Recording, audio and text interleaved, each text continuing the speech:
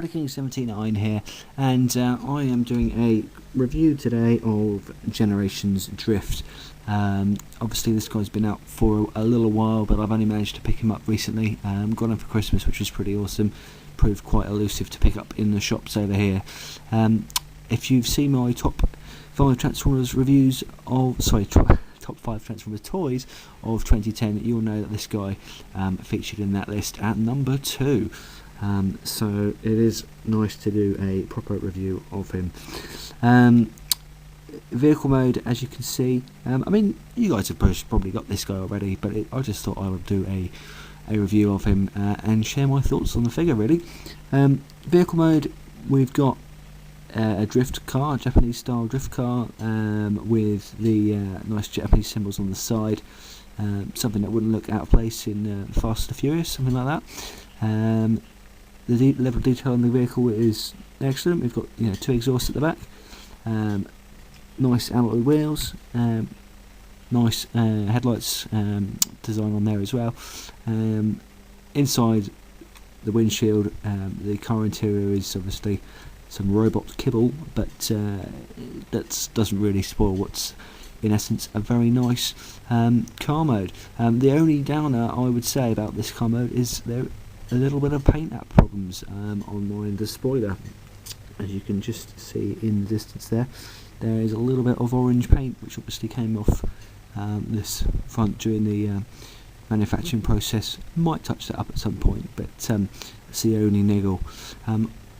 Underneath we've got storage for Drift's large sword, which I will remove before we go ahead and transform him, and I'll go into greater detail in a bit about that. Okay,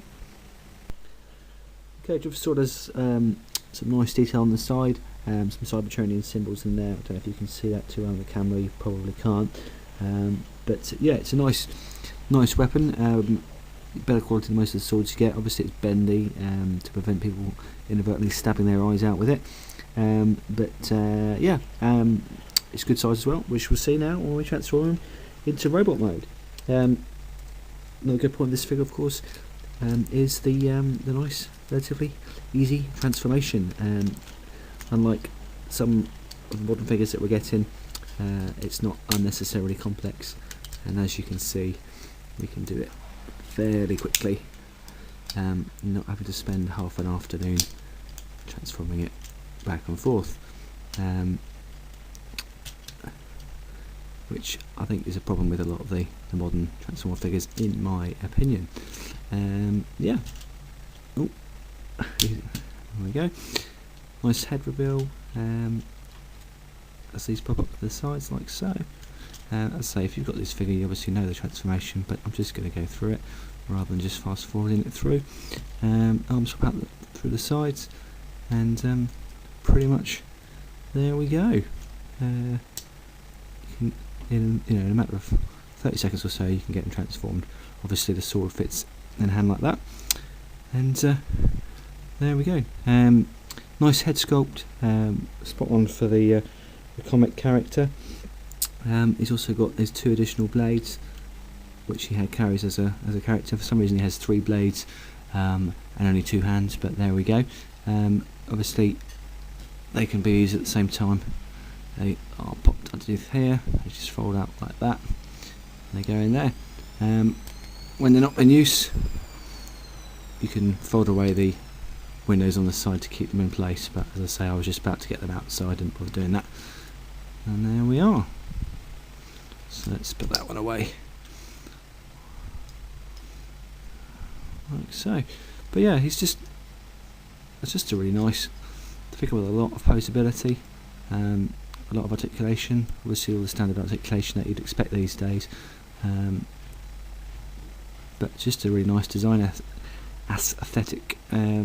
Put the sword in the back like that, and obviously he's been repainted into Blur, recently released. Obviously we're not getting him over here, unfortunately, but I shall try and pick him up at some point. Blur with exactly the same mould, but same mould but with different head sculpt and different weapons. But that is Drift, an excellent figure he is too. I thought I would do some of the more recent toy reviews. Obviously, the majority of my reviews are Generation 1 figures, but this guy's definitely worth picking up. Like I said, it was my number 2 in last year's 2010 Transformers, and if you haven't got him yet, hopefully you can pick him up soon if you want to get him. But yeah, this is Drift. Okay, hope you enjoyed the review, and we'll see you again real soon.